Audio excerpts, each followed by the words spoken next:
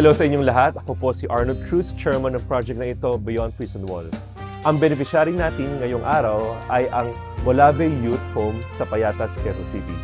Ang layunin natin ngayong araw ay i-elevate ang mga buhay ng mga juveniles. Magkakaroon din tayo ng kasiyahan upang tumaas ang moral ng mga kabataan, lalo na ang mga volunteers na araw-araw tumutulong sa Molave.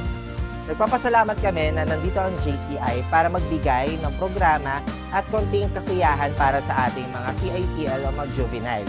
Makakatulong ito sa kanila para makita yung mga iba't ibang talento at matulungan din sila na ma-uplift yung skills na meron sila.